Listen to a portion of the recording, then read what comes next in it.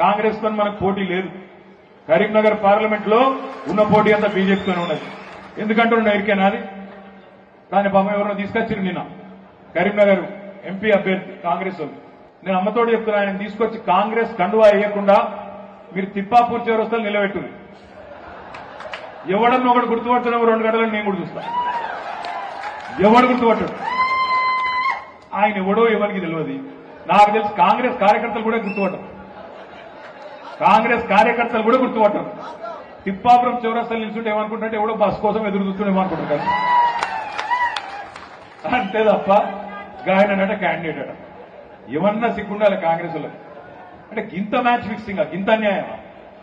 అసలు నిజంగా చెప్పాలంటే ఇక్కడ కరీంనగర్ పార్లమెంటుకు మాజీ మంత్రి జీవన్ రెడ్డి గారికి బాగా ఇష్టం ఉండే పోటీ చేయాలి. ప్రవీణ్ రెడ్డికి ఇంట్రెస్ట్ ఉండే, మాజీ ఎమ్మెల్యే హుస్నాబాద్.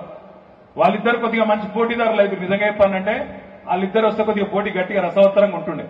కానీ మ్యాచ్ ఫిక్సింగ్ లో భాగంగా రేవంత్ రెడ్డి గారు బండి సంజయ్ గారు బదులుకొని ఏమనుకున్నారు ఎరికేనా, అరే గట్టోళ్ళని పెడితే అయితే బీఆర్ఎస్ గెలిచిపోతుందా, సప్పుడేగా ఒక డమ్మి గాని డఫర్ గాని పెడదామని చెప్పి ఎవడో ఊరు పేరు ముక్కు ముఖం తెలవడం తీసుకొచ్చి ఇలా కరీంనగర్ పార్లమెంట్ లో కాంగ్రెస్ బీఫారం ఇచ్చింది.